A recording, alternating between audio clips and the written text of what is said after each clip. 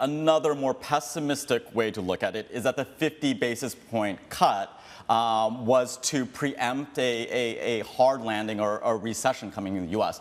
You have to remember that the only time that the Fed has cut 50 basis points in the past was when there was an imminent recession. And so I'm not such a big believer that Chair Powell said that the economy is doing fine and we're going to cut by 50 basis points, as a preemptive measure against the recession. If that was the case, they would have cut 25 basis points in July, but we didn't see that.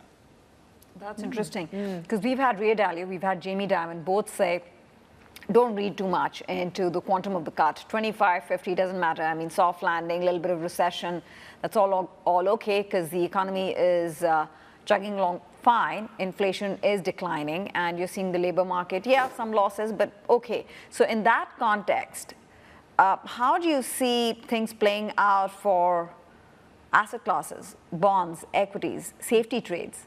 How do you balance it all out? Sure, I think that this could still be a pretty good environment where risk assets outperform as long as we don't slide into a recession.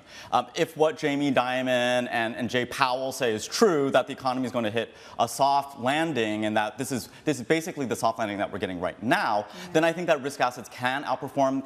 U.S. stocks, perhaps the small mid caps will outperform. Cyclicals could do well. But then if we are in a situation where growth slows perhaps more than expected, and interest rate cuts, come down even further, perhaps more successively than we thought of, then bonds could certainly outperform in that scenario. Well, where does that leave emerging market assets, right? It's been a lost decade for EM assets. I think that this could be the year that EM outperforms DM, given where valuations are currently. EM currencies Asian EMs? Asian LATAM EMs? I think Asian Emerging Europe? We've already seen Asian EM currencies outperform developed market currencies. I think the stock markets are likely to catch up. I really like Indonesian stocks. I think Indonesia is the outsized beneficiary for greater Fed cuts, given that the economy relies a lot more on external debt. But overall, EM Asia, I think, benefits with more successive Fed cuts.